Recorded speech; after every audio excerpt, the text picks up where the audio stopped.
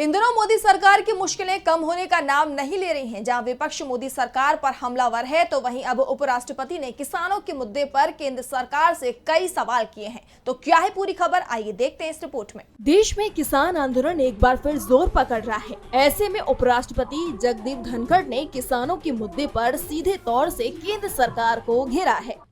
किसानों के प्रदर्शन पर उपराष्ट्रपति ने केंद्र सरकार से कई सवाल किए। उन्होंने पूछा कि क्यों किसानों से किए वायदे निभाए नहीं जाते। साथ ही उन्होंने कृषि मंत्री शिवराज सिंह चौहान की ओर इशारा करते हुए कहा, कृषि मंत्री जी, आपका एक एक पल भारी है। मेरा आपसे आग्रह है कि भारत के संविधान के तहत दूसरे पद पर विराजमान व्यक्ति आपसे भी अनुरोध है कि कृपया करके मुझे बताइए कि किसान से क्या वादा किया गया था, वह क्यों नहीं निभाया गया। वादा निभाने के लिए हम क्या कर रहे हैं। बीते साल भी आंदोलन था, इस साल भी आंदोलन है। काल चक्र घूम रहा है, हम कुछ नहीं कर रहे हैं।